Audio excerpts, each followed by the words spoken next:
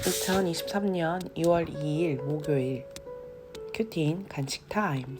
쌓은 선에서 선한 것을 내고. 마태복음 12장 31절에서 37절의 말씀.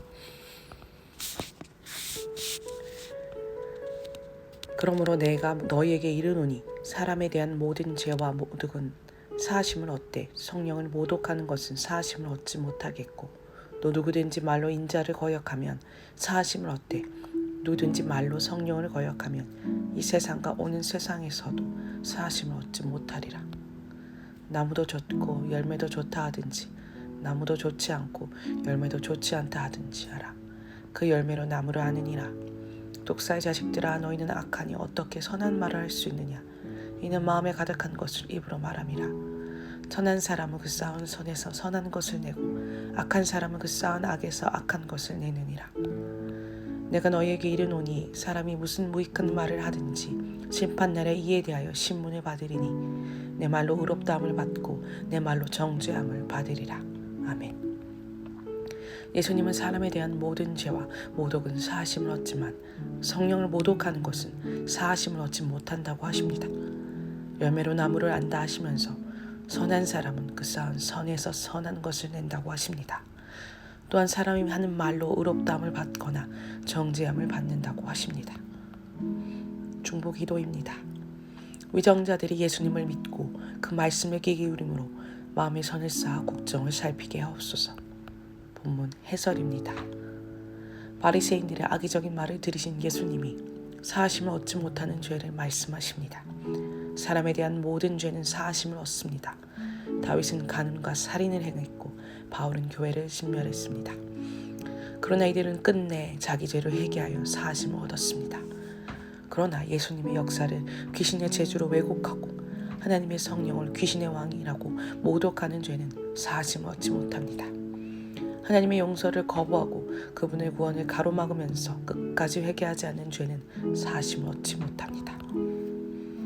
하나님께 사하심을 얻는 죄임에도 불구하고 나는 결코 용서할 수 없다고 하는 죄는 무엇입니까? 나무가 좋으면 열매도 좋고 나무가 좋지 않으면 열매도 좋지 않습니다.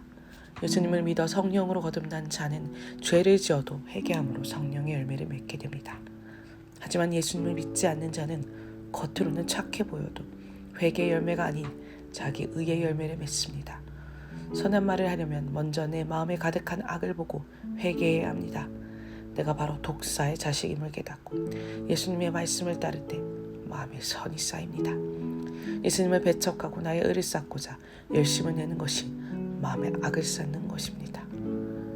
요즘 내 마음에 가득한 것은 무엇이고 그것이 어떻게 말로 나타납니까? 쌓은 선에서 선한 것을 내고자 어떤 회개와 적용을 하겠습니까? 예수님을 믿지 않으면 길과 진리와 생명을 모르기에 무익한 말, 곧 생명과 관계없는 말을 하게 됩니다. 따라서 예수님의 역사를 귀신의 장난이라고 하는 바리새인들의 말은 엄중한 심판을 받을 것입니다. 예수님을 믿어 자기 죄를 깨닫고 하나님의 구원을 알게 된 자는 옳고 그름의 말이 아니라 생명과 구원의 말을 쓰게 됩니다. 재판정에서 하나님이 100% 옳으시고 나는 100% 죄인이며 당신이 나보다 옳다고 말함으로써 주께 의롭다함을 받고 남을 살리게 됩니다. 내가 남에게 하는 무익한 말은 무엇입니까? 예수님의 십자가 은혜로 구원받은 자로서 남을 살리고자 내 죄를 고백하고 당신이 나보다 옳다고 말해야 할 것은 무엇입니까? 기도하기입니다. 성령을 모독하고 구원을 회방하는 바리새인들의 죄에서 저를 지켜주시고 언제나 주님의 용서와 사하심을 얻게 하옵소서. 예수님을 믿고 말씀을 따르는 선을 마음에 쌓아 선한 것을 내게 하옵소서. 판단과 정죄의 말이 아니라 사과와 회개의 말을 함으로 의롭다함을 받게 하옵소서. 묵상 간증입니다. 좋지 않은 열매, 박재석. 저는 현재 중장비 수출 전문 기업을 운영하고 있습니다. 그런데 최근 7년 정도 회사의 격리를 성실히 맡아오던 한 직원이 사직 의사를 밝혀서 깜짝 놀랐습니다. 그동안 저는 그 직원에게 많은 대우와 혜택을 주었기 때문에 혼란스러웠습니다. 따로 불러서 이유를 물어보았더니 한참을 머뭇거리던 그 직원은 회사의 경직된 분위기, 저의 차가운 지적과 불효령이 너무 힘들어서 이직하고 싶다고 이야기했습니다. 제가 좋지 않은 열매를 내는 좋지 않은 나무임을 인정하고 그 직원에게 바로 사과했지만 그는 사직 의사를 철회하지 않았습니다. 이후 저의 모습을 돌아보았습니다.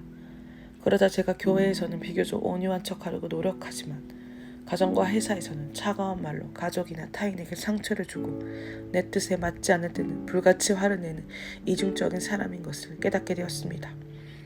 특히 어릴 때부터 가지고 있던 내재된 우울과 불안이 건드려지면 알 수 없는 혈기가 올라 폭발하곤 하였고 신경정신과에서 강박증과 완벽주의적 성향이 있다는 진단도 받았습니다.